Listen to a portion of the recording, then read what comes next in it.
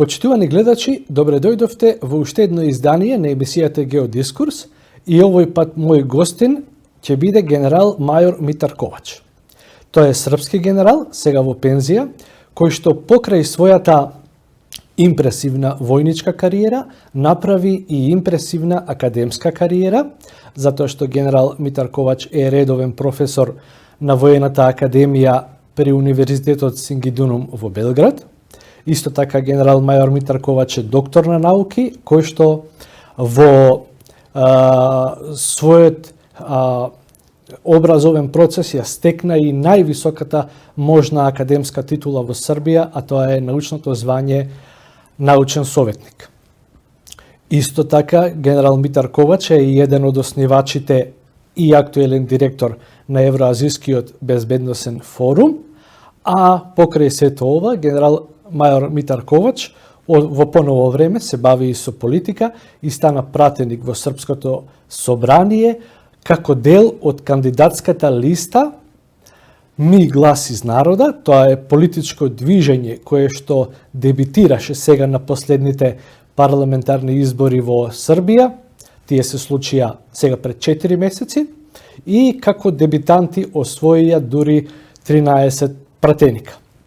Но мимо сето ова, генерал Митар Ковач, значи главната причина зашто го поканив јас денеска во мојата емисија е фактот што генерал Митар Ковач, откако почна војната во Украина, и интензивно сите овие 2 години гостува во сите српски проруски телевизии и емисии, каде што разговара на темата војна во Украина, како и на сите останати геополитички теми, и како таков мене ми остави огромен впечаток и јас сигурно го рангирам во најдобрите 5 можни гости по тие емисии, а кога ќе ја обсервираме строго стручната воена проблематика, можам да кажам дека генерал мајор Митар Ковач заедно со генерал Винко Пандуровиќ се водечки српски воени аналитичари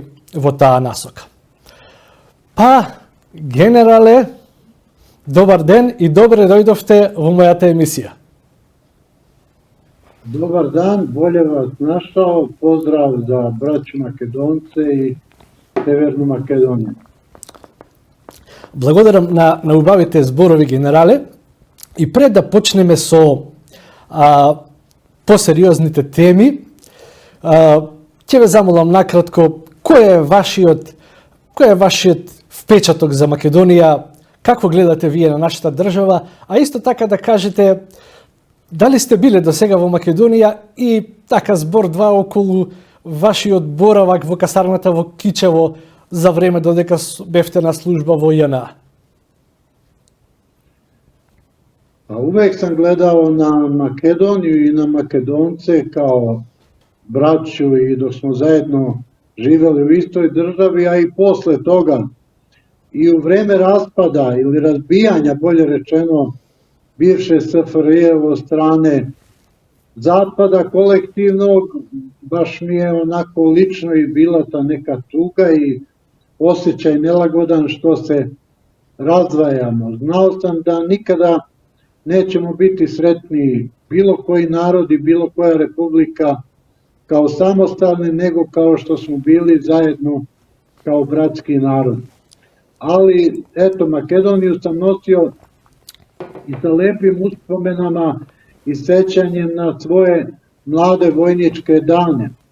Kao pripadnik srednje vojne škole bio sam na stažiranju u Kičevu 1978. godine davne i nosim veoma lepe uspomene kako u narodu, tako u vojničkom životu, a nešto smo za tih mesec dana uspeli da obiđemo i okoline okolnih mesta. Pre svega imali smo jednu dobru ekskurziju i obišli Ohrid, sve lepote toga grada i manastir. Mislim da je bio na samoj obali, skoro reći, Ohridskog jezera Sveti Naum, mislim, tako nešto da je ime, tako mi je ostalo. I mogu reći slobodno da i mimo toga, pošto sam službovao u Leskovcu, dolazio sam dosta u Makedoniju, na redovne te vojne vežbe na Krivolaku, gdje smo izvršavali i bojeva gađanja. I naravno i moj šurak je službovao u Makedoniji, u Prilepu, u Velesu, pa sam i privatno odlazio kod njega, družio se sa meštanima, sa građanima jednog i drugog grada, provodili zajedno te mnoge svečanosti i drugarske večeri. Znači, mnogo šta me istorijski, ljudski i privatno na pozitivan način veže sa Makedoncima i sa Makedonijom. Ви благодарам за ова воведно ваше излагање, генерале. Верувајте, и македонците се овдека во Македонија имаат многу позитивни чувства кон србите. Србите се словенски, јужнословенски народ, говорат јужнословенски јазик, многу сличен на нашиот, православен, кириличен народ. Значи сме културолошки идентични, исто заедно со русите и драго ми е што и во Србија има сили, а овде и во Македонија има сили кои што се залагаат за интеграции по овие основи, значи словенско православни основи, затоа што ние сме пред се семејство на народи и помалку да ја користиме онаа мантра дека Европската Унија нема алтернатива и она мантра и наратив дека за европското семејство на народи, дека ние сме биле семејство со португалци, со шпанци, а не со срби, црногорци и со руси. Но добро, ајде сега лека по лека да преминуваме кон главниот дел на емисијата, односно војната во Украина.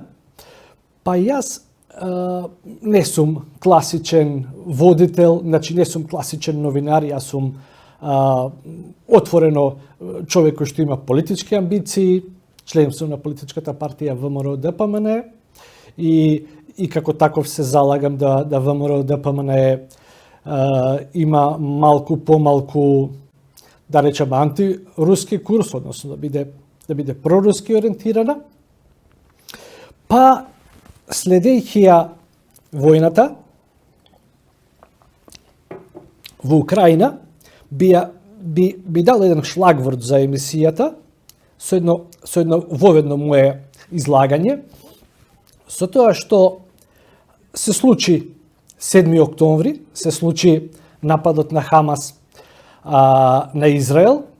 Исто така беше изненадувачки за сите нас што израелскиот безбедносен апарат целиот тој ден остана неактивен, како намерно да дозволи на Хамас за да го направи тој масакр, за да обезбеди потоа воен одговор кој што трае 6 месеци, каде што израелските сили убија преку 40.000 палестинци, а преку 80% од нив се жени и деца.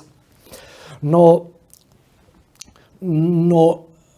новата војна што се случи во појасот Газа направи една добра работа на фронтот во Украина, со тоа што повеќе не е главна тема Украина во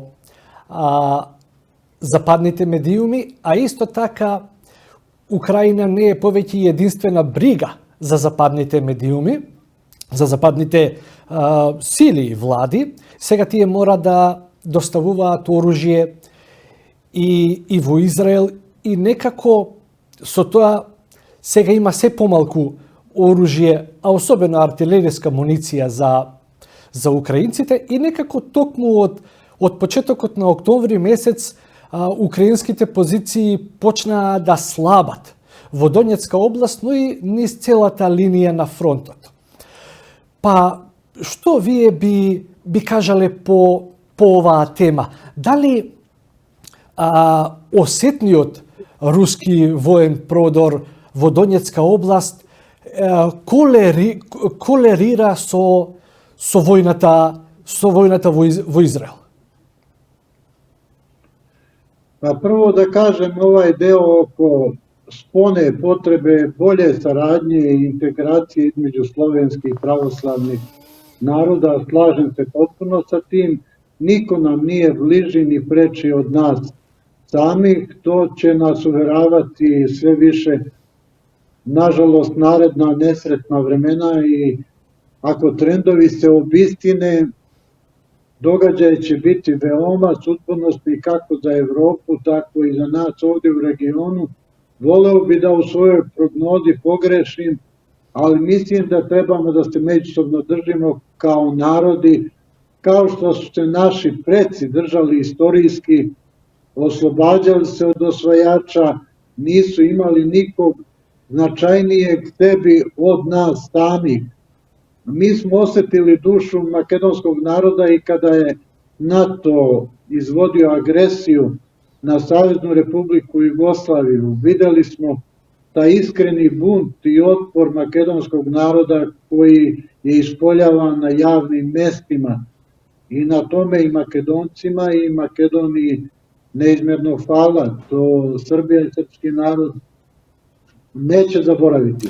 Drugi dan, samo jedan sekund, drugi dan kad su počeli da vas bombarduju, znači vtorio den koga počna da ve bombardiraат, македонскиот народ овде во Скопје направи протест пред Американската амбасада и истата амбасада беше истиот ден запалена и тоа беше единствена Американска амбасада која што е било кога запалена во Европа, а и јас како 18 годишно дете тогаш бев на тие протести и првиот и последен пат во мојот живот бев уапсен, мада само 1 саат потоа бев ослободен затоа што реално не учествував во никакви противзаконски дејства, а само со физичко присуство бев присутен пред амбасадата.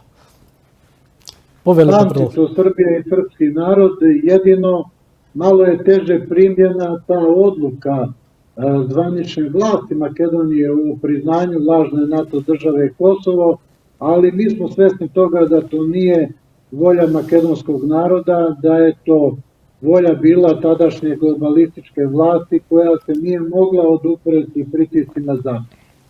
Što se tiče Ukrajine, ukrajinske krize, mi moramo imati na umu da je to sastavni deo hibridne agresije Zapada protiv Ruske federacije. Ruska federacija je dovedena u situaciju da je morala ući u ovaj konflikt, da izvodi specijalnu vojnu operaciju. Poznato je da je NATO pripremio za nekih 8 godina Ukrajinu da interveniše u Donbasu, da nasilno poput Oluje, što je izvodila Hrvatska protiv Srba 1995. godine, odnosno 1995. godine, tako se trebalo isto desiti 8. marta 2022. u intervenciji ukrajinskih oružanih snaga prema građanima Donjecke i Luganske narodne republike. Ruske obaveštajne službe su to pratile i znale tačno potpuni plan, način njegove pripreme i izvođenja i izvele preventivno specijalnu vojnu operaciju 24. februara 2022. godine, čime su spasili taj narod i taj prostor koji je većinom ruski, da ne bude prognan, da ne bude nad njim izvršen genocid i nasilje. Zato danas mi u ovim zapadnim ili mas medijima vidimo samo delić informacija koje su istinite. Uglavnom se radi o propagandi. I sam taj čin preventivnog delovanja Rusije ili specijalne vojne operacije na zapadu je proglašen kao oružana agresija Ruske federacije na Ukrajinu. Kada čovjek suženo gleda formalno, to bi ispalo tako. Nažalost, ne vide se ove margine prethodne koje je Zapad učinio do tada da dođe do tog oružanog konflikta. Hibridna agresija Zapada prema Ruskoj federaciji počela je znatno ranije preko delovanja NATO pakta i Evropske unije kroz postepeno približavanje ka granicama Rusije i zaposedanje oblasti tih bivših članica Varšavskog ugovora ili članica Sovjetskog saveza. Mi znamo i ovaj balkanski prostor kako su države ekspresno poput Bugarske i Rumunije ulazile u NATO pakt samo da bi se izašlo u Crnomorski region. Tako isto Ukrajina bila došla na red da se izvrši nacifikacija, da se u NATO smislu pripremi ta država za sukob i da prihvati vrednosti Zapada na način da stupi, nažalost, u rat, odnosno da pokuša ratom da reši svoje strateške probleme. Znamo kako je išao taj rat, ne bi to posebno objašnjavao, ali generalno verujem da većina naroda zna, a i kod nas to zna, na sreću zbog nekog objektivnog informisanja preko dosta medija u Republici Srbiji, da ovaj deo sukoba Ruske federacije nije sa Ukrajinom. Ukrajina bi već u aprilu 2022. godine kapitulirala i rat bi bio završen da nije direktno se uključio NATO na različite načine od samog početka oružanog sukoba. Pre svega mislim na obaveštajno-izviđački aparat. Sve što se tiče NATO-a stavljeno je u funkciju ukrajinskih oružanih snaga. Instruktori, logistička pomoć, oružju, municiji, svim vrstama borbenih potreba, finansijska podrška i to traje sve do danas. Tako da taj sukob možemo slobodno reći da je u izvesnoj meri sukob između Ruske federacije i NATO pakta, težišno ovog evropskog dela NATO-a, ali u znatnoj meri i uz učešće Sjedinjenih Američkih Država. Ne učestvuju sve NATO države na isti način, vidimo to i po javnim informacijama da ove vodeće zemlje se guraju od strane Sjedinjenih Američkih Država da uzmu veće učešće, pre svega Francuska, Nemačka, Poljska, Rumunija i ove pribaltičke države.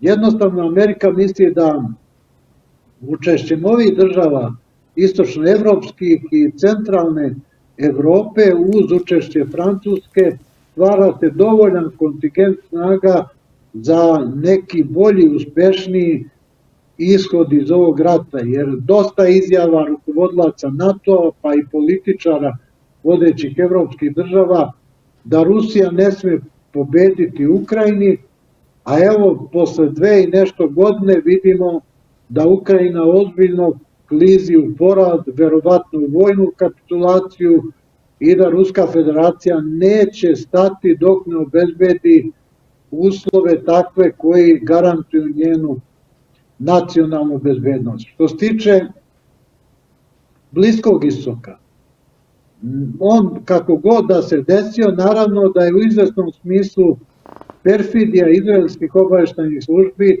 da su znale za pripremu te operacije Hamasa, da im je trebao jak povod da čine sve ono, nažalost, što čine, da strada toliko civila, da zagovaraju egzodus, preseljenje, možemo slobodno reći genocid nad tim palestinskim narodom, jer im jednostavno po njihovoj proceni treba taj prostor, ne treba im taj palestinski narod pod navodnicima kao remetilački faktor bezbednosti.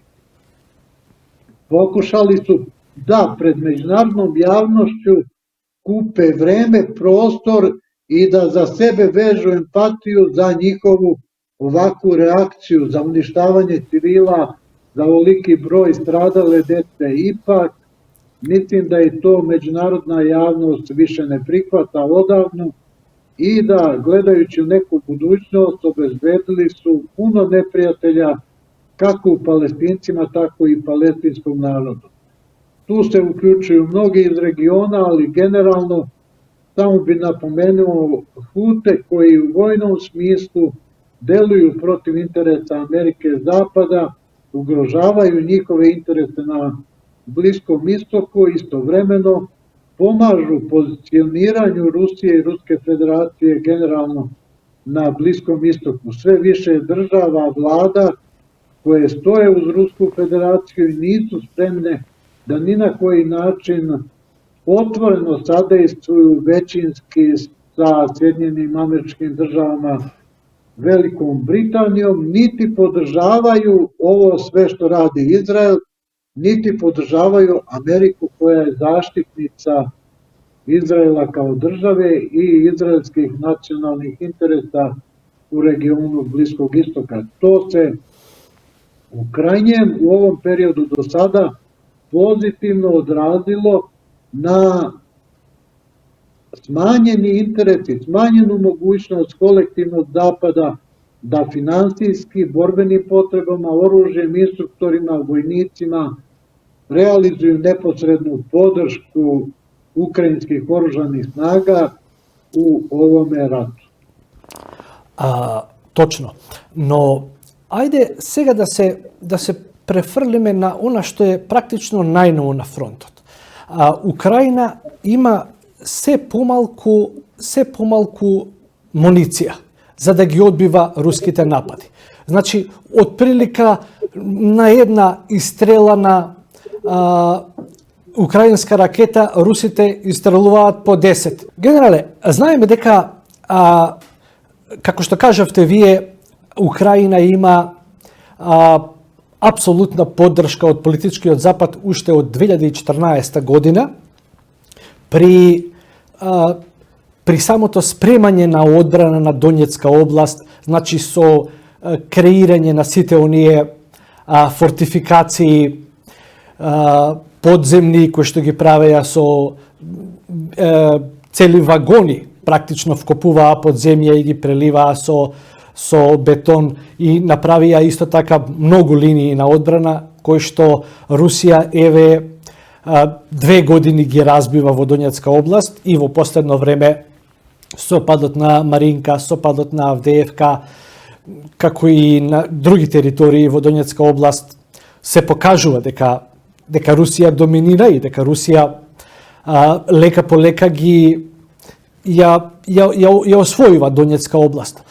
Но дали е се и гледаме дека украинците имаат се помалце оружје и орудија за војување, дека Западот се помалце дава, Западот се помалце има да дава, затоа што Западот сега треба да дава и во Израел, меѓутоа и толку се и производните капацитети на Западот, едноставно Западот, политичкиот Запад не е спремен за војна, или може би има некоја друга политика тука, па еве гледаме дека постојано украинците се жалат од недостаток на артилериско стреливо, а оваа војна е пред се артилериско ракетна војна. И Русија лека по лека напаѓа и ја освојува Донецка област која што е убедливо најдобро утврдена Донецка област. Па бе запрашал, ова прашање никој до сега не го дискутирал во српскиот јавен дискурс, па бе запрашал, не ли беше попаметно, откако знаеше Русија дека е Украина толку добро вкопана во Донецка област со толку многу линии на одбрана, не ли беше попаметно да ја заобиколи Донецка област и да се обидеше да ја освои преку соседните области и така да ја отцепи и да ја изолира. И да напаѓаше на други места каде што Украина не е толку добро утврдена. Pa, dobro, postavlja se više scenarija tog sukoba. Možemo mi svi imati svoju predstavu i viđenje toga što se desilo i šta bi mi uradili kao pojedinci u tom smislu, ali generalno ja cenim ono što rade ruski oficiri i verujem da su proradili različite scenarije i došli do ovakvog načina dejstva kakav realizuju. Radi se naime o tome da su oni imali u početku specijalne vojne operacije te izvesne izlete, duboke prodore sa oklopno mehanizovanim snagama koje su tipične za njihov način izvođenja operacija iz prošlosti, iz iskustava upotrebe i doktrine operativno-manevarske grupe gdje se realizuju takvi duboki prodori, ali NATO je pripremao deo ukrajinskih oružanih snaga takozvanu teritorijalnu komponentu, da ostaje na tim prostorima i da gerilskim načinom djelovanja ugrožava kolone, logistiku za ostale iza glavnih borbenih snaga koje prodiru. I toga smo mi imali u prva 2-3 mjeseca da se nanose gubici nepotrebni. Verovatno po tim iskustvima ruska vojska je promenila taktiku i krenula da bukvalno svaki oslobođeni kvadratni kilometar mora biti potpuno kontrolisan, da tu ne mogu ostati bilo kakve formacije ukrajinskih oružanih snaga, zato nisu verovatno ni preduzimali duboke operativne prodore, izlagali svoje bokove, nego temeljito, možemo reći, melju snage i opremu neprijatelja. Ovo što gledamo zadnjih dana, mi vidimo svaki dan da se ističu brojke koliko je na kom pravcu uništeno vojnika, tenkova, transportera, helikoptera, drugih borbenih sredstava. Oni na taj način prate degradaciju ili demilitarizaciju ukrajinskih oružanih snaga od samog početka specijalne vojne operacije do danas, znajući jasno šta je sve Ukrajina imala sa početkom izvođenja operacije, šta je Zapad dao do sada, i u jednom momentu istrošit će se ta materijalna komponenta ukrajinskih oružanih snaga u toj meri da one neće moći da realizuju kompaktnu odbranu. Ta odbrana će popucati na više mjesta i sledi iza toga bukvalno vojna kapitulacija, odnosno nametanje rješenja od Ruske federacije. Toga se boji kolektivni Zapad, bez obzira koliko je dao para, koliko je dao municije, oružja, opreme, različite vrste od sredstava kova do protivvazdušne odbrane, artiljerije, raketa, pa do evo aviona, sad koji treba da se uključe u borbena dejstva. Mi vidimo da oni sada traže izlaz u slanju svojih kontingenata ili zagovaranju da se njihova vojska pošalje u deo Ukrajine. Ги спомнавте авионите. Уште лани беше излезе вест дека до крај на 2024 година Украина ќе добие само одредена символичка сума на такви авиони F-16, а дури веќе во 2025 година ќе добијат нешто по-конкретно, по-сериозно. Нели ќе биде тоа она касно марко на Косово стиже, особено ако знаеме дека во ноември месец годинава сигурно доаѓа Трамп на власт и ќе прекине и војната и финансиската помош за Украина, и Украина тогаш дефинитивно би останала на цедило. Mislim da ste u pravu što se tiče te procene i ova aviona što se opredelilo da Ukrajinu neće promeniti nikakvu situaciju, njihovi aerodromi, ta infrastruktura je degradirana do te mere da ne znam gde bi će doći ti avioni, a obavještajno izviđačkim sistemom Ruske federacije jasno će se registrovati njihov dolazak i on će biti neutralisani dobrim delom još na zemlji.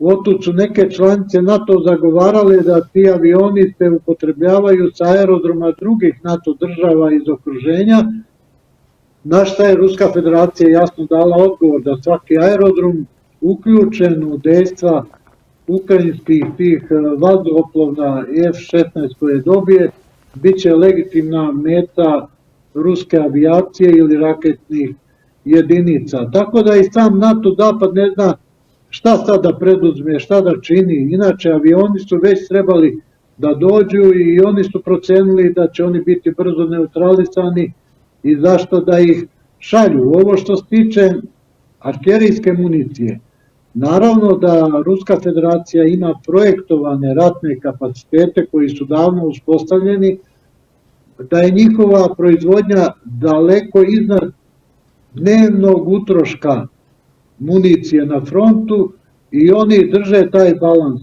u svim vrstama municije, artiljerijske, PVO, raketa, različite vrste, od mornarice i brodova, podmornica, pa do drugih borbenih platformi zemlja.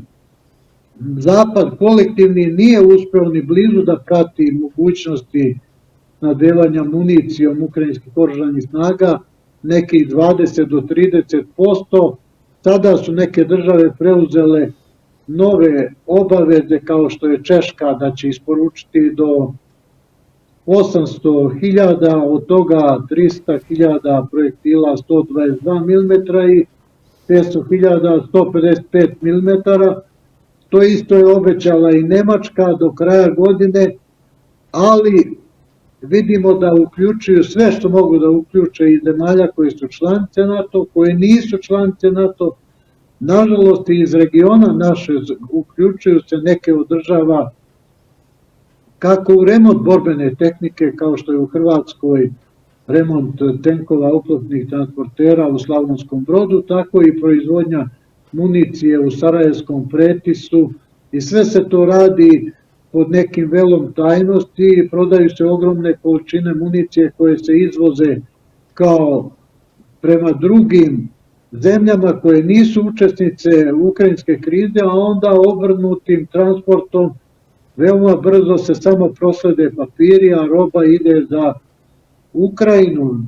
To rade Generale, spomnavte повеќе држави кои што даваат оружје на Украина. Што велат вашите информации? Во која мера е Македонија вмешана во тоа и дали ние со оглед на тоа колку сме мали дадовме само скромна воена помош или дадовме прилично голема воена помош во однос на тоа колку сме ние мала држава? Дали знаете од прилика што Македонија и даде на Украина како воена помош? Ono što ja znam, naravno da nije izraz volje makedonskog naroda, učestvovala je Makedonija u davanju tih sredstava, prvenstveno žalostno je što je poslala, koliko znam, tenkove koje je dobila da li kao pomoć ili je kupila od Ruske federacije u vreme izvođenja protivterorističke operacije. Дали знаете колку тенкови даде Македонија? Pa ja ono što sam čuo da se radi o jednom tenkovskom bataljonu, znači 30 i nešto tenkova sa onim logističkim tenkovima za izvlačenje, ali to je, kaže, Makedonija to bila tad po hitnom postupku da sačuva svoju državnost i da izvede onako uspešnu protivterorističku operaciju. To nije moralno za vlast u Makedoniji, a znamo da se to nije odigralo voljom makedonskog naroda. Slično kao što je urađeno u Bugarskoj, da se onih 100 transportera pošalje, koji su isto ruske proizvodnje i upravo to čini država koja ne bi ni postojala da nije oslobođena od strane carske ruske vojske. Eto tako istorija nekad pomeša uloge da vlast ne poštuje svoj narod i da pod uticajem globalista sprovodi njihovu agendu, a ne sprovodi volju svog naroda. Убаво рековте, Бугарија беше ослободена од царска Русија во последната руско-турска војна која што се случи на тлото на денешна Бугарија. Тоа беше негде 1878 година, ми се чини беше. Tako je, tada je dobila nezavisnost, ne bi se ni oslobodila, niti dobila nezavisnost da nije bilo carske Rusije. To se isto desilo i sa Crnom Gorom. Crna Gora je bila na budžetu carske Rusije kao jedna stavka u budžetu i dobijala novac i oružje i municiju i nikada niti bi bila slobodna, niti bi bila država da nije bilo pomoći carske Rusije. A danas vidimo kako se isto to rukovodstvo zadnjih decenija odnosi prema Ruskoj federaciji, koliko je rusofobno i koliko ima negativan odnos prema ruskom narodu. Но не само ослободувањето на Бугарија, генерале, туку после последната руско-турска војна, која што се случи на тлото на денешна Бугарија, Русија не само што ја ослободи Бугарија и што направи бугарска држава, туку Русија ги расклати турците на Балканот, турските позиции на Балканот и со тоа овозможи да само 40 години подоцна се случи првата Балканска војна. Значи, тоа беше основ за да можат балканските држави да се соземат и за да удрат потоа по Турција и да го ослободат целиот Балканот. Наравно да јесте. Други народи су помогнути од стране Руска федерација и војно и политички да се ослободе од Отоманскog царства, али Бугарска буквално е направljena као држава. Овде можемо ми reći za naše četničko pohodno vojevanje protiv Turaka i u Makedoniji i na prostoru Kosova i Metohije i u Srbiji, ogromnu pomoć Rusije kao države od 1804. u Srbiji pa do sticanja nezavisnosti, ali oni dušebrižnici sa zapada koji se bore protiv ruskog prisustva na Balkanu i na prostoru balkanskih država žele da pokriju velom taj deo istorije, kao da Ruska federacija, i oni to čak govore otvoreno, da Rusija nikada i ničim nije pomogla, kako Srbima, tako Crnogorcima, Bugarima ili bilo kome drugom.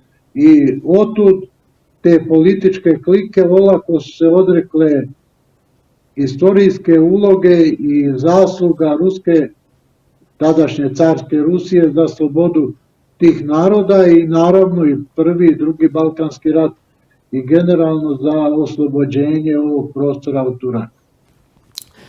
Ја ќе се навратам уште еднаш на ова. Значи, народот во Македонија 500 години беше под турско робство и историјата не забележува некој посериозен народен отпор спрема турските власти, а ние ја формираме нашата ВМРО во 1893 година или само 10 години после последната руско-турска војна која што ја спомнуваме, каде што е формирана бугарската држава. Значи и ние македонците треба да бидеме благодарни дека никогаш немаше да можеме да ја осниваме нашата револуционерна организација ако не створеше за тоа геополитичка клима мајка Русија, односно ако не дојдеја тие воено да бидат присутни и ако буквално не го расклатија турчинот на балканскиот простор. Наравно да е то у том смислу. А Бугарија иако доби државност од русите, иако сите балкански народи добиваа, ако ништо повеќе, морална логистичка поддршка за време на балканските војни, за да се ослободиме скроз од турчинот, веднаш потоа во Првата светска војна Бугарија застана на страна на Германија и на Австро-Унгарија, а против Русија. Тоа русите не можат да го простат и тоа русите го памтат, а исто така и во Втората светска војна бугарите застанаа на страната на германците. Но дали после, да речам, ова забивање на нож во грб, ја сепак мислам дека русите се уште се словенофили и се уште по завршување на оваа геополитичка војна во Украина ќе имаат амбиции повторно на Балканот за повторни интеграции како во тоа време, така по словенско, по православно ниво. Што мислите вие по ова прашање? Па ето, kad gledamo samo taj istorijski period pa do danas, pomoći u oslobađanju u Drugom svjetskom ratu ovih prostora generalno, I ulogu Bugarske ne bih tumačio, ona je istorijski poznata svima, pa i narodima našim na Balkanu. Nekako, nažalost, uvek su bili na pogrešnoj strani istorije i dan danas su na toj pogrešnoj strani u smislu učešća u NATO i davanju snaga svog prostora, pa izgradnje baza za NATO snage prema Ruskoj federaciji, ali generalno posle ovog rata, posle ovih geopolitičkih promjena, kad god on se završio, nije sporno da će Ruska federacija iz ovog rata izaći kao pobednica, da će tražiti u nekoj geopolitičkoj podeli interesnih zona sa Zapadom, sa drugim centrima moći, da ima svoje neposrednije prisustvo i uticaj na Balkanu i čitavoj jugoistočnoj Evropi. To bi bila velika sreća. Gro tih naroda jesu pravoslavni narodi, jesu narodi koji su bliski istorijom, poreklom, sistemom vrednosti i neprirodno je da se uspostavlja neki zapadni pronatovski sistem vrednosti na duže staze. I neprirodno je da sme nije anti-Rusija, koji što sme kulturološki... Pa naravno, ja to i govorim upravo, znači moraju biti svesni oni koji su globalisti po naređenju, koji sprovode interese globalista kroz vlasti država u regionu, da to neće trajati dugo. Kada posle ukrajinske krize Evropska unija i NATO nađu se pred reformom i kada se budu realizovali razgovori velikih država, globalnih stila, kada sve više bude zadejstvovan i formalno multipolarni svet kakav je na sceni već danas, onda će se morati uvažavati na ovom prostoru generalno interesi Ruske federacije pa i Kine, više nego što interesi Sjedinjenih Američkih Država, Nemačke ili Velike Britanije. Uvek sam govorio šta to ima Velika Britanija na Balkanu, pa da se pita nešto više na Kosovu i Metohiji oko statusa te srpske pokrajine ili u Makedoniji ili u Crnoj Gori prirodno. Ovo je prostor i geostrateški ili vo Republika Srpska. Ili vo Republika Srpska. Republika Srpska je tamo se glavni Britanci. Pa oni su i na Kosovu i Metohiji. Mi imamo nesreću veliku da u protekloj godini, kada je takozvana kosovska vlast zaposedala ili okupirala prostor Severa Makedonije, u svemu tome najveću pomoć u međunarodnim tim organizacijama, u kolektivnim telima NATO-a, Evropske unije, misije KFOR-a, pružila je kosovskoj vlasti i Velika Britanija, više nego i Nemačka i Sjedinjene Američke Države. Njene jedinice patroliraju na severu Kosova i Metohije. U Bosni i Hercegovini upravo ponovo preti Velika Britanija zbog te svoje rusofobije, da će ona uraditi ovo ili ono, preti predsjedniku Republike Srpske. To je njihova boja, što znaju šta će se desiti posle ovog sukoba u Evropi, da Velika Britanija neće moći ostati na Balkanu i da realizuje svoju rusofobnu ulogu, niti onu pogrešnu ulogu kakvu je igrala na prostoru Makedonije oko marginalizacije makedonskog naroda i uspostavljanja albanskog naroda kao ravnopravnog u smislu svih obaveza i poslova. Tako da mi sa strane kad gledamo danas, nažalost, Severnu Makedoniju, imamo utisak da se više pitaju Albanci u Makedoniji nego Makedonci kao izvorni državotvorni narod. Pa Albancite se preku 50% zastapeni како министри во нашата влада.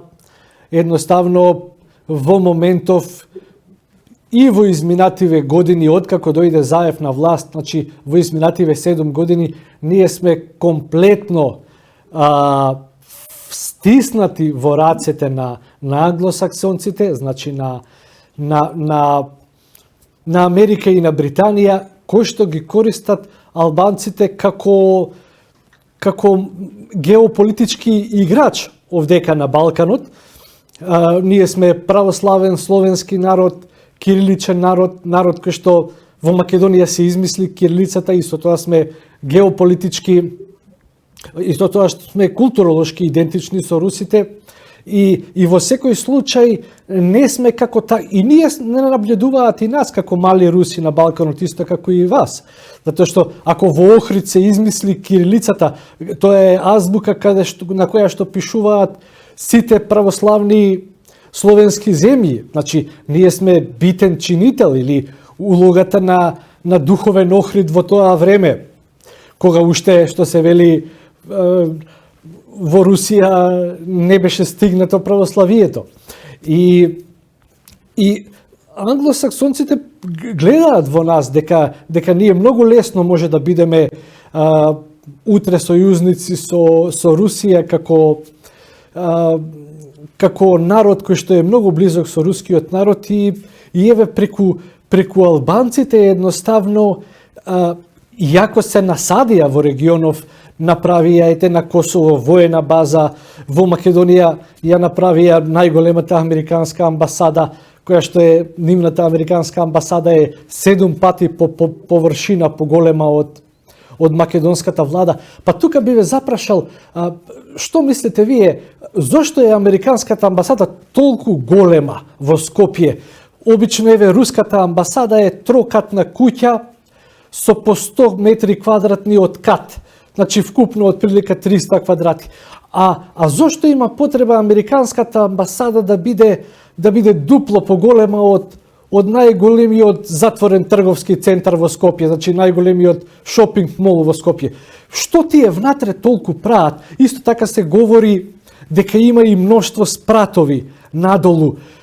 Дали е тоа само амбасада каде што македонските граѓани ќе одат да земат виза? Дали е тоа амбасада каде што е само амбасадорот со 20 на дипломати, или е нешто повеќе од амбасада, нивната амбасада во Скопје?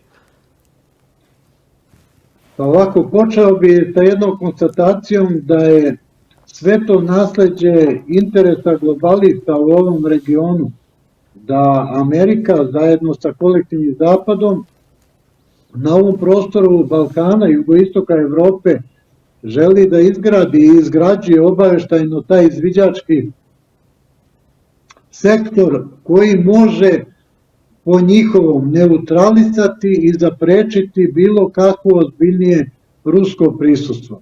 Sve to što je rađeno i što je tiče njihove ambasade i ovih baza koje izgrađuju na prostoru Albanije, i vazduhoplovnih i pomorskih, i baze na Kosovu i Metohiji, zagovaranja izgradnje ovog puta Merdare Niš, to je po našoj proceni NATO put za manevar NATO trupa prema Crnomorskom regionu preko Albanije, Srbije, Bugarske, Rumunije, i sve ovo što se dešava na istoku Evrope s njihove strane odavno je zaplanirano. Njihova konfiguracija isto Severne Makedonije, od promene imena države pa do povećanja apetita i učešća Albanaca u vlasti, govori u prilog tome da su Sjedinjene Američke Države stale iza projekta Velike Albanije. I to je velika nesreća i makedonskog i srpskog naroda, pa i, da kažem, slobodno Crne Gore i Grčke, jer zna se gdje su po njihovom negde te granice takozvane prirodne ili velike Albanije. U nekom povoljnom istorijskom momentu, kada budu hteli da to formalizuju, mi ćemo morati pružiti kolektivni odgovor, ne Albaniji samo kao državi, nego projektu Velike Albanije, uz pomoć braće u svetu, uz pomoć i Velike Rusije, koja je već postala globalna sila, i verujem da će stati u pomoć i nama, i Makedoncima, i Crnogorcima, i Grčkoj, da se to ne desi. Jer, nažalost, Amerika je izabrala Albaniju kao državu koja demografski jača, koja je u operativnom smislu njima potrebna kao teritorija. Ali promjenom vlasti u Sjedinjenim Američkim Državama promijenit će se i taj geostrateški odnos. Negdje će Amerika dobiti ustupak Ruske federacije za interesne zone u svetu, ali ovdje ne verujem da će opstati niti insistirati da opstane u samoj Albaniji. Time će se srušiti i taj veliko-albanski projekat, a ta ambasada samo u Skoplju znamo svi po gabaritima, prostoru, kapacitetima, osoblju koje radi, da je veliki njihov obaveštajno-izviđački centar na jugoistoku Evrope, ka kome gravitiraju sve ove okolne zemlje i centri. Dobro ste uporedili ambiciju i veličinu ambasade Ruske federacije i njihovu ambasadu koja predstavlja maltene malu tvrđavu, i to je izraz tih geopolitičkih potreba globalista u nekom mirnom vremenu, ali u narednom budućem vremenu ona, verujem, da neće imati tu ulogu, pogotovo kada dođe i do promene unutrašnjih odnosa u Makedoniji i kada Makedonija postane više država makedonskog naroda nego što je danas. Točno. Svedoci sme kako Amerika gi gubi своите геополитички позиции. Ако видовме што се случи во Афганистан, видовме што се случи во Сирија, видовме дека не успеа обоена револуција во Казахстан, не успеа обоена револуција во Белорусија. Гледаме дека исто така Америка ја губи и Украина. Исто така гледаме дека Америка почна да го губи целиот Блиски исток, ги губи позициите тамо, освен во Израел. Значи, Америка станува се помалку и помалку популарна, Кина го јакне своето влијание, Кина ја јакне својата и економска и војна моќ, Русија исто така, откако дојде Путин на власт пред 24 години, перманентно расте и расте на секакво поле. Значи, Путин буквално ја препороди Русија и Русија, откако особено 2018 година ги направи незините хиперсонични ракети, кои што се наменети за стратешко поразување на стратешкиот непријател, а тие ракети можат да носат и нуклеарни боеви глави. Значи, на темел на тоа Русија си дозволи една ваква војна со политичкиот запад, затоа што хиперсоничната ракетна техника на русите име како бекап, како средство за заштита, ако евентуално политичкиот запад се вмешаше подлабоко. Значи, Америка се повеќе ги губи геополитичките позиции. Ете, видовме дури една Саудиска Арабија, која што беше многу близок сојузник со Америка, сега стана членка на БРИКС, и тоа тука клучна улога одигра Кина со тоа што ја смири Саудиска Арабија со Иран. Значи, тргнате процесот, она американска хегемонија, значи во услови кога беше Америка единствена суперсила во 90-тите години, а Русија која што беше тамо кај што беше во 90-тите години, значи на Русија и се случи едно повторно смутно доба во историјата руска, каде што русите во тоа време не можеа самите да си помогнат, а камоли да и помогнат на Србија во 99 година, каде што Русија тогаш не знаеше што понатаму, не знаеше што со себе, каде што во Русија се случуваше транзиција на секакво ниво, вклучувалки и транзиција од социјализам во капитализам. Меѓутоа, Русија се созема и Русија е повторно јака, и како што нели во историјата, како што се вели, што еднаш било, тоа повторно ќе биде. Русија била јака и пак ќе биде. И еве, неспорно е дека гледаме, ако некогаш во 90-тите години или декада потоа значи негде од 1990 до 2010, ако тоа беше период на апсолутна доминација на Америка и на политичкиот Запад. Гледаме дека во последниве 10 години Западот почнува да ги губи своите позиции на Истокот, а Истокот се повеќе јакне. Истокот веќе нема шанса никогаш во иднината да биде тоа што беше во минатото, па дури и експлоатиран од политичкиот Запад, не само геополитички доминиран, туку и експлоатиран од политичкиот Запад. Ако знаеме дека една мала Британија некогаш имаше империја каде што никогаш не заоѓа сонцето, значи имаше една огромна империја каде што под своја геополитичка контрола ја имаше и Индија, и Пакистан, па дури и делови од Кина кои што и до ден денеска се под геополитичка контрола на политичкиот Запад. Значи, како што рековте вие, Западот се повеќе опаѓа, Истокот се повеќе зајакнува и се обединува, и кажавте доста оптимистички дека утрешната линија помеѓу Истокот и Западот нема да биде само тамо од кај што е сега Америка избркана, туку евентуално Америка ќе биде избркана и од Балканот, па дури и од Источна Европа. Дали може да се надеваме на границите од некогашната Варшавска спогодба?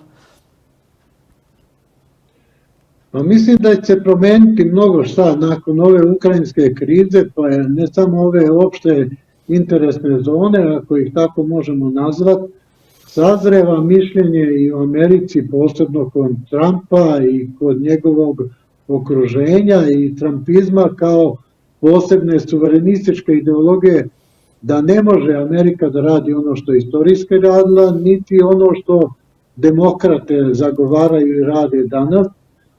Jednostavno, Amerika je pala po mnogim parametrima, ne znači da će ona nestati kao sila, ona će ostati kao centar moći u međunarodnim odnosima, ali ne nikako sama, ona će se više vratiti sebi, svojim nacionalnim interesima, nekim interesnim zonama u svetu, ali ne nikako jugoistok Evrope neće ostati njena interesna zona prvog reda i sigurno će biti spremna da to u dogovoru prepusti drugim velikim svetskim igračima poput Ruske federacije ili Kine.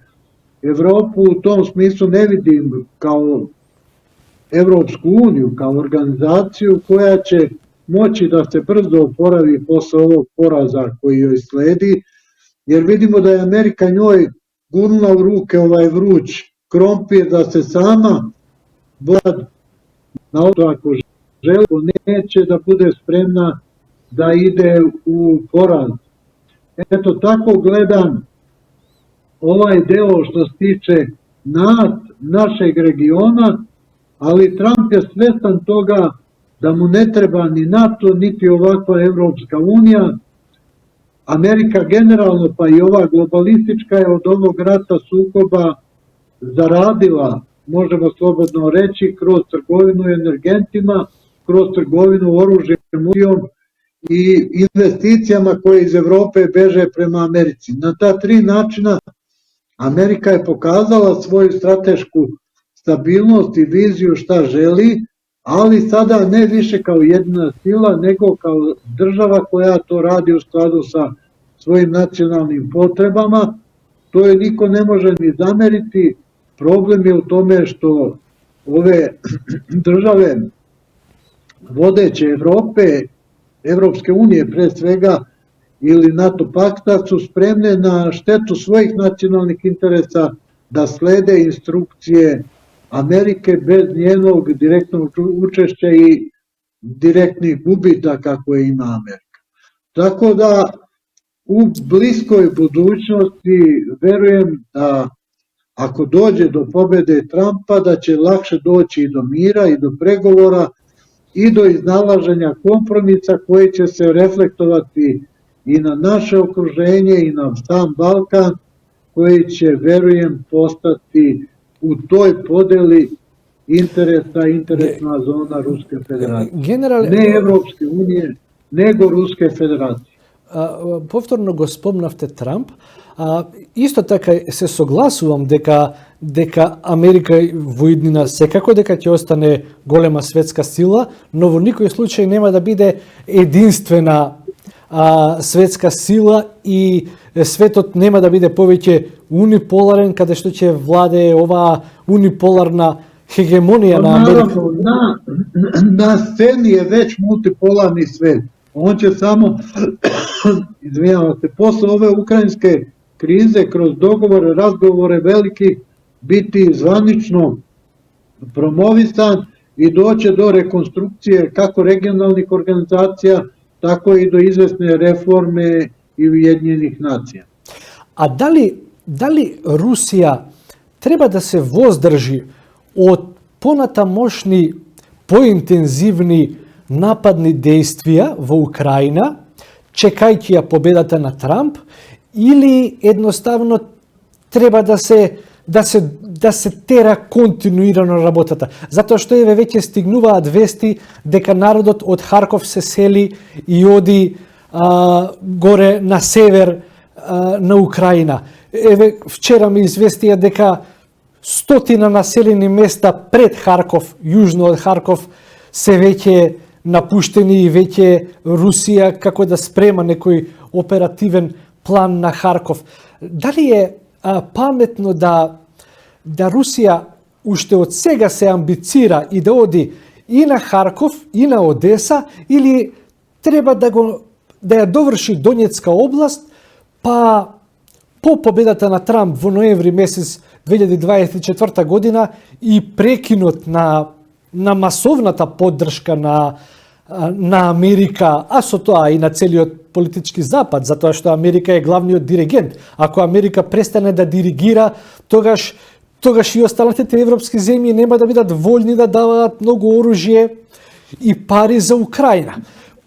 Што вие пред се како воен стручнак, меѓутоа вие сте и доста солиден геополитички аналитичар, што би кажале од воен аспект?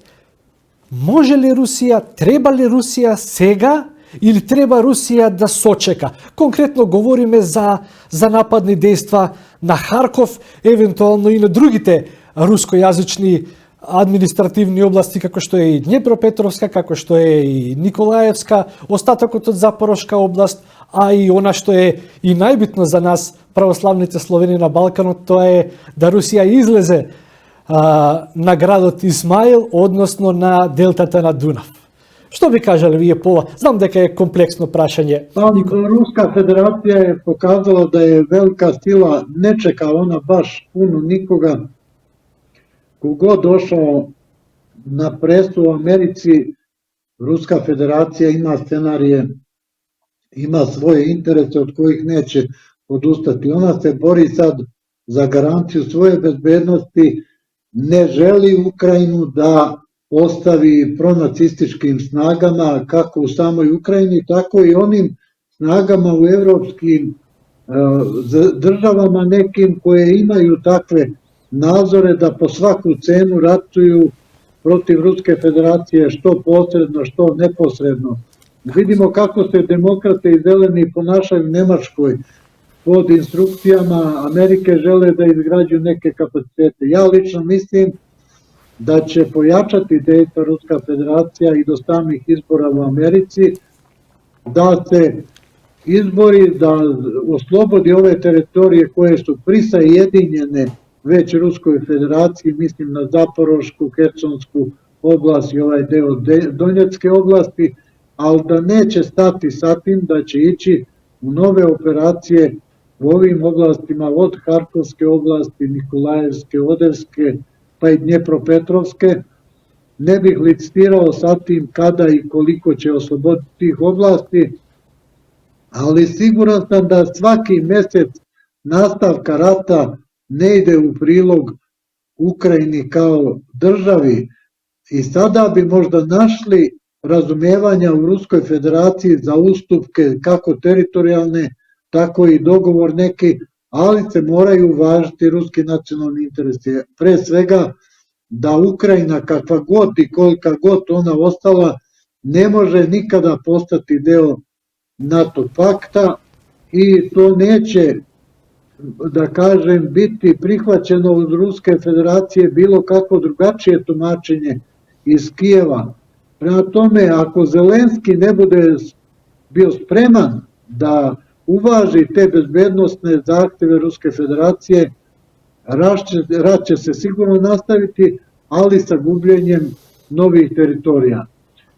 Ovaj deo koji smo tumačili oko ruske taktike, Rusija je svoju vojsku već toliko iskusno podesla na taj način da ima integrisan sistem vatre koji melje sve pred sobom, integrisan u smislu vazdušno-kosmičkih snaga, raketnih jedinica, jedinica kopne vojske, neposredne frontovske borbene avijacije, borbenih helikoptera, i da nema zone cilja, bez obzira koliko je utvrđeno ono što ste me pitali za Avdijevku, što su pravili bunkere 8 godina, ali to nestaje pred moćnim razornim sredstvima. U zadnje vreme mi vidimo da se masovnije upotrebljavaju one takozvane FAB klizeće bombe, 500, 1500, postoje sad i serijski se proizvode od 3000 kila, pa čak i od 9 koja nije još upotrebljena, nije isključeno da neće. Time se bukvalno uništava ta linija frontova, prave proboji i nema te utvrđene odbrane koja to može izdržati. Zato sa podozrenjem malim i gledam na sve ono što rade sada Ukrajinci praveći nove linije odbrane, ulažući ogromna sredstva. To se veoma... Kade pravac сега Украинците? Каде прават сега Украинците нови линии на одбрана? Nisam dovoljno razumeo. Kada ili kako? Kade? Gde? Gde sad Ukrajinci rade nove linije odbrane? Aha, dobro. Nisu oni u mogućnosti da u kratkom vremenu na većem frontu rade te linije, ali sporadično rade ih u ovom delu prema Slavjansku, Kramatorsku, a i te linije su dobrim delom bile utvrđene i pre i pokušavaju u ovom delu Zaporožja, prema samom gradu Zaporožju, ali te linije, kažem, ovim jakim razornim bombama od tonu i po veoma lako se razore. U krugu od 3000 metara ne ostaje ništa, tako reći, živo posle dejstva te bombe. Ili onaj vojnik koji ostane... Govorite za bombata FAB 500? FAB 1500, a sad sa ovim 3000 kila koje su u serijskoj proizvodnji, u tom krugu ne ostaje maltene ništa živo, ili vojnik koji ostaje živ, formalno on je borbeno neupotrebljiv, ispražnjen je što se tiče mogućnosti dejstva upotrebe vatrenog oružja. Tako da sve ove linije, kažem, koje se rade, neće usporiti postepeno mljevenje i pomeranje linije fronta na zapad. To su pogrešne procene pojedinih ljudi, ali ono što je osnovni problem Ukrajine danas, nisu toliko ni linije odbrane, ni novac, ni oružje, koliko su problem vojnici. Mi imamo takvu situaciju da je ostao mali broj vojnika sa početka rata, ostalo je ili izranjavljeno ili ubijeno u dosadašnjem toku rata. Tako da Zapad, iako se reši tamo od jeseni, da masovnije daje i avijaciju i raketne jedinice, kao što su ove rakete koje Nemačka za sad neće još da isporuči Taurus, koje su zaista moćne rakete, mi dolazimo u zonu da neće Ukrajina imati dovoljno boraca, vojnika sa iskustvom, da ovo što nasilno mobiliše nema borbenu vrednost, da ispolji neki borbeni značaj na frontu i da zadrži rusku vojsku. A рековте дека Украина засилено ги зајакнува војните линии во Запорожка и во Донецка област во северниот дел. Дали го чини истото и во Харковска административна област? Затоа што мноштво руски телевизии и од руски извори се говори мај месец како руска офанзива и во Харковска административна област. Дали украинците се спремаат и во Харков?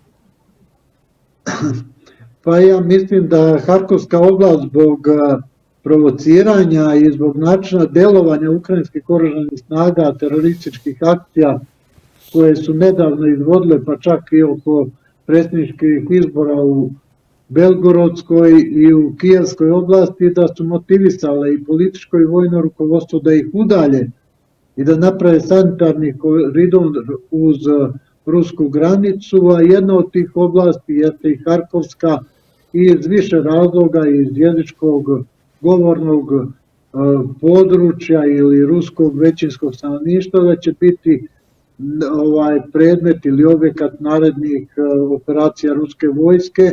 S time se stvaraju i uslovi posle razbijanja te grupacije ukrajinskih oružanih snaga da se krene na jugozapad prema Dnjepropetrovskoj oblasti, a onda i preko Dnjepra ka Nikolajevu i Odesi. Dobro. Значи, евидентно е дека нема шанса Русија, Украина да продолжи да биде унитарна држава. Значи, кој ја следи ситуацијата ќе знае дека Русија уште во 2014 година им кажа на украинците дека не може да бидат тие дел од политичкиот запад, дека не може да се претворат во антирусија, дека не може да се зачнат во НАТО, а се поради историјата на Украина, затоа што Украина уште од формирањето на првата руска држава, а тоа е втора половина на 9 век, таа држава се викаше Киевска Русија со главен град во Киев и така како таква функционираше дури 4 века, каде што и денешните украинци, и денешните белоруси, и денешните руси имаа во тоа време само еден единствен демоним, етноним, хороним, политоним, а тоа беше Рус. И подоцна со нападот на монголо-татарскиот завоевач од југоистокот, Киевска Русија беше разбиена, потоа се створи царска Русија и од тогаш почна да се создава оној демоним и етноним Рус, Малорус и Белорус. И затоа почнаа да се создаваат, да речам, луѓе кои што се идентификуваат малку поинаку како Малоруси. Тоа, значи, тамо негде во средниот век, 15 век, 16 век почна да се случува. Меѓутоа, самиот термин украинец настанува од формирањето на СССР. И Русија јасно им кажа дека тоа нема да може да оди така, дека самиот Путин кажа дека тие ја преидоа црвената линија, а црвената линија е Украина, како што кажа Путин уште тогаш, а ние перешли красната черта. Така да Русија уште 2014 година со Мајдан, со доаѓањето на прозападните власти во Украина, кои што имаа намера да ја одродат Украина од Русија и да ја претворат во антирусија и да ја зачленат во НАТО, Русија им рече со нападот на Крим, им рече нема да можете тоа да го правите и им рече откажете се од идејата, казната ќе ви биде само Крим. Меѓутоа, украинците, односно тогашните власти, про-ЕУ, про-НАТО власти во Украина продолжија со тој сепаратен курс да ја одвојуваат Украина, да ја припојуваат со политичкиот запад и затоа едноставно Русија ги поддржа русите од Лугански, од Донецк, за да се случи нов конфликт и да се случат минските договори со кои што беше договорено заедно со политичкиот запад. Минските договори беа заедно во договор помеѓу Русија, Украина, Германија, Франција и Холандија, тој така наречен нормандиски формат, каде што беше утврдено да и тогашните делови на ЛНР и ДНР останат во рамките на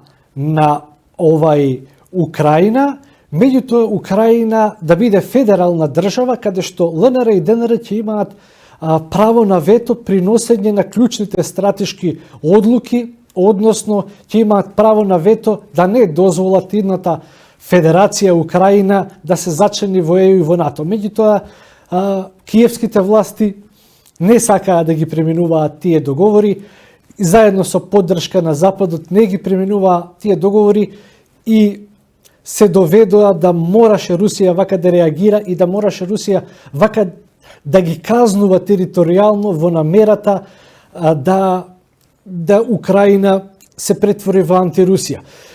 Па, кој е вашето видување, генерале, докаде Русија ќе оди во казнувањето територијално на Украина? Веќе е неспорно дека Украина нема да може да опстои како унитарна држава, дека сигурно ќе биде поделена. Меѓутоа, а ако опстои како унитарна држава, тогаш Украина ќе биде целосно под геополитичка контрола на Русија. Пак според вас, кое е поверојатно решение? Да Украина остане како унитарна во рамките на рускиот свет или рускиот мир, или да Украина биде поделена држава и до каде ќе оди таа поделба? Дали таа поделба ќе застане само на ова што е до сега освоено, дали ќе се прошири на сите рускојазични административни области, како што се тоа Харковска административна област, Луганска административна област, Донецка административна област, Днепропетровска, Запорожка, Николаевска и Одешка.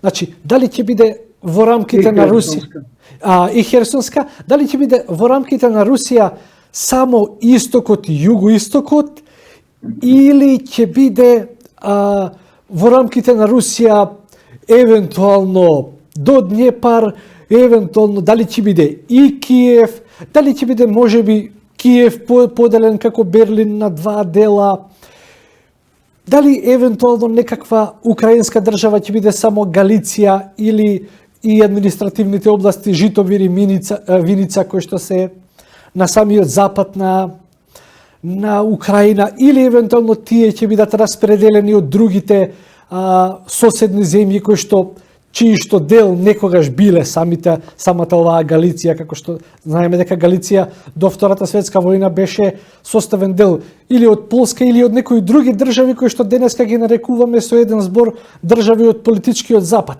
Едноставно, ова е сложено прашање. Која би била според вас геополитичката разврска, до каде би отишла Русија, на што Украина би можела да се надева во иднина или па може би ќе се отиде на некакво решение да Русија се задоволи геополитички земајќи и препувајќи еден одреден дел од украинската држава, а останатиот дел да нема право да биде членка на НАТО. Поставив сложено прашање. Могуće su različiti scenariji. Ono što je sigurno da Ukrajina... Ајде изанализирајте некој од тие сценарија. Sigurno je da Ukrajina nikada više neće biti ono što je bila, niti će imati te međunarodne granice.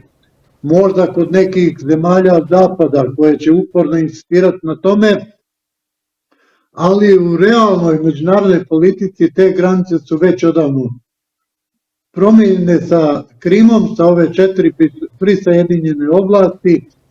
U nastavku rata Ukrajina će izgubiti nove oblasti koje su sad pod njenom kontrolom i verujem da rizikuje Ukrajina da izgubi uopšte pristup Crnom moru.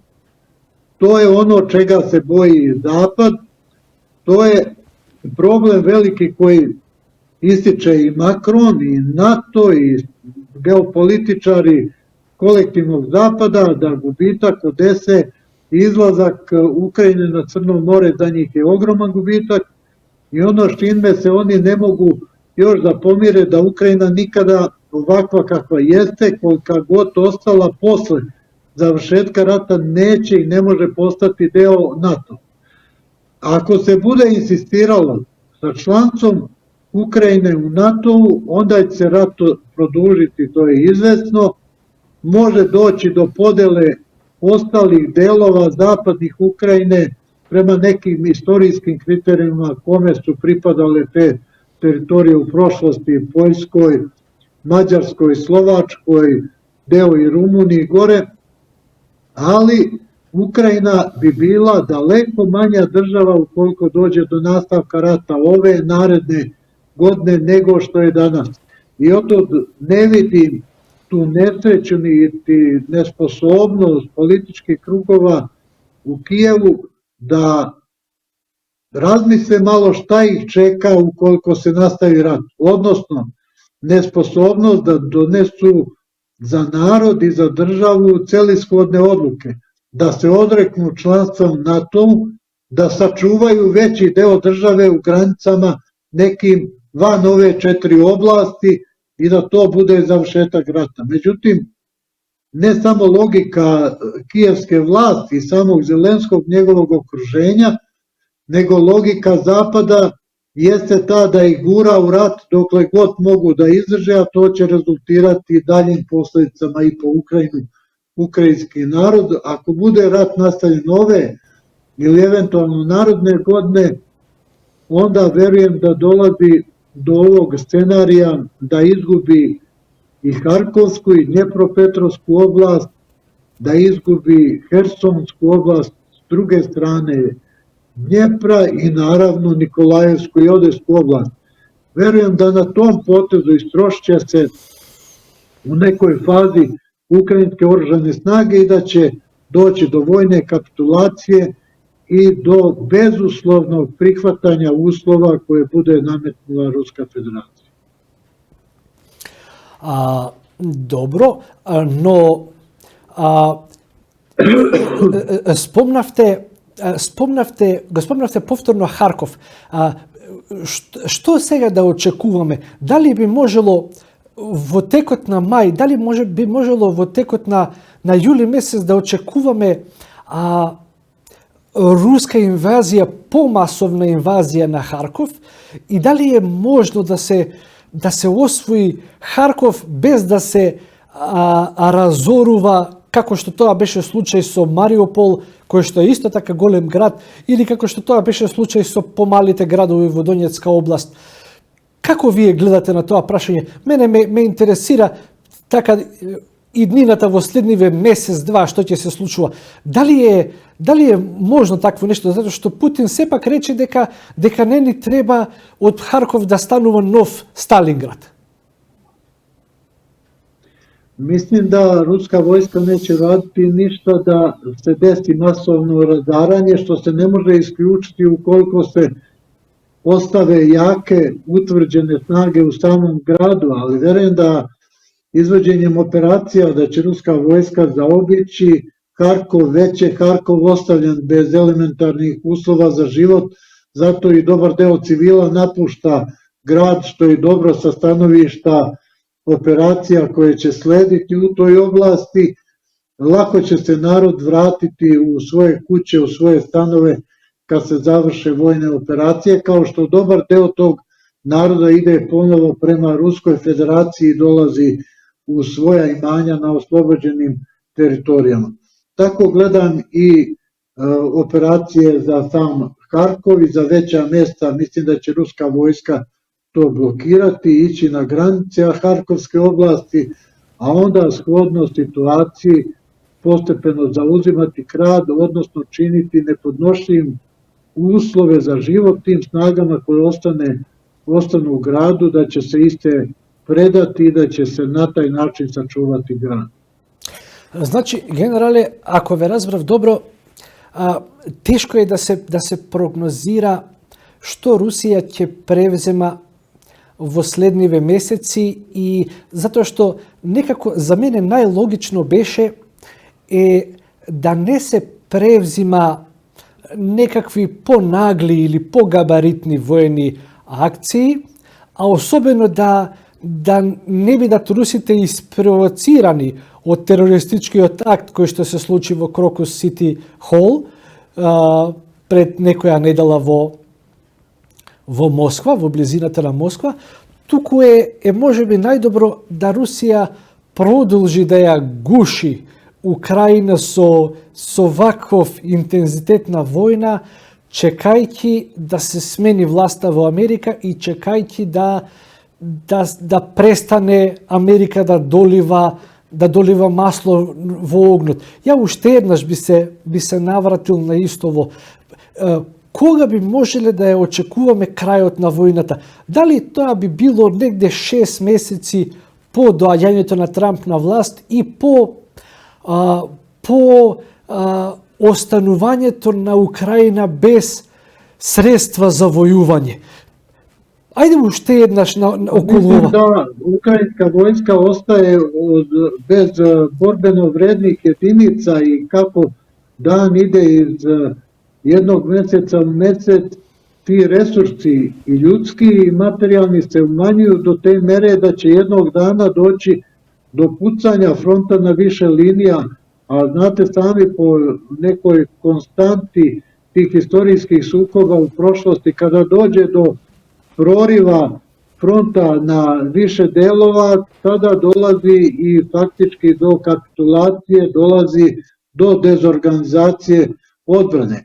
Ovi 6 meseci mogu biti sudbonosni za ukrajinsku državu kakva jeste i ukrajinsku vlast Zelenskog i njegovog okruženja. Znamo, nisu sprovedeni izbori, znamo da svega neki 12% Ukrajinaca podržava dalje rat i vojska i narod su demoralisani, država raseljena, devastirana, nema više ko da pruža taj otpor i ja ne bi isključio mogućnost da do jeseni preameričkih izbora postigne se vojno rešenje u Ukrajini i Ruska federacija nametne svoju volju, odnosno postigne bezbednosne garancije, možemo reći, sama sebi da ih obezbedi Ukrajini i da dozvoli opstanak Ukrajine kao države van NATO saveza i ta buduća vlast koja dođe posle Zelenskog, kada potpiše takve uslove, onda će nastupiti i mir i takva Ukrajina je moguća, koja neće biti neprijateljski orijentisana prema Ruskoj federaciji. I јас мислам дека... I samo još, ja nekako nemam baš gotovo sve vreme, pomalo gledam i na stat, istrošeno je u smislu moje naredne aktivnosti, tako da. Ајде да проговориме и за вашите следни активности.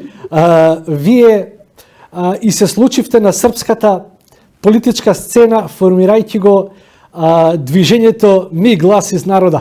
И можам да кажам, доколку бев и јас србин, сигурно ќе се придружев на вашето движење, односно сега политичка партија. Па дали може во основање, дали може да ја запознаете македонската јавност до каде сте вие со тие активности, што се случува со Ми глас из народа, исто така да кажете малку и околу поделбата, и со тоа ќе ја финишираме емисијата, чисто да македонците имаат во предвид што се случува на политичката сцена во Србија. Pa možemo slobodno reći da u ovom periodu zadnjih 2 decenije ona bivša i aktuelna vlast su u dobroj meri pod uticajem Zapada. One to nisu možda formalno, ali suštinski jesu. Naravno da ova prozapadna opozicija, koja jeste veći deo opozicije danas, jeste servilnija i prema Evropskoj uniji i prema NATO-u, a aktuelna vlast pokušava delimično da bude suverena, a u znatnoj meri je takođe pod uticajem Sjedinjenih Američkih Država, NATO-a i Evropske unije, i jedna i druga politička grupacija stranaka zalažu se za Evropsku uniju koja nema po njihovom alternativu, i u takvom jednom miljeu gdje skoro 80% političkih partija su servilne prema Zapadu i slepo idu prema Evropskoj uniji, jedan deo nas, javnih ličnosti u medijskom prostoru Srbije, smo se organizovali, udružili, osnovali taj pokret mi Glas iz naroda postigli veoma veliki uspjeh zato što nas je narod prihvatio kao neku alternativu, kao suverenističku opciju, kao opciju koja neće u Evropsku uniju po cenu gubitka Kosova i Metohije i urušavanja nacionalnih interesa, odnosno mi smo zagovornici bili alternative prema novim centrima moći u svetu, prema Rusiji, Kini, BRICS-u, ŠOS-u i drugim alternativnim regionalnim organizacijama koje ne ucenjuju, koje baštine novi sistem vrednosti i koje su suverenističke zemlje. Mislimo, nažalost, da smo previše dugo pod uticajem globalista i takve Evropske unije gdje se urušavamo i kao narod i država po mnogim segmentima društvenog života. Od spoljne politike, privrede, ekonomije, obrazovanja, nauke, sistema vrednosti generalno koji ne odgovara biću i suštini srpskog naroda. Генерале, дали сте сега во фаза на формирање на политичка партија? Дали вашето движење ми гласи... Да, и ми и ова друга опција, значи, само sam hteo reći o podeli da je ona nažalost bila neminovna jer nismo odgovarali ni vlasti ni opoziciji kao takvi. Slaba karika je bio upravo nosilac liste taj doktor Nestorović koji je pod uticajem, on zna najviše koga, izašao iz pokreta jer hteo je da sam upravlja pokretom, a mi smo upravljali kao 7 nas osnivača, kao kolektivno telo. I njegovim odlaskom još jednog čoveka stvorena je druga politička opcija. U parlamentu smo osvojili 13 mandata, mi imamo 7 poslanika, oni imaju 6 i mi i oni zagovaramo formiranje političkih stranaka. Vidjet ćemo kako će to izgledati.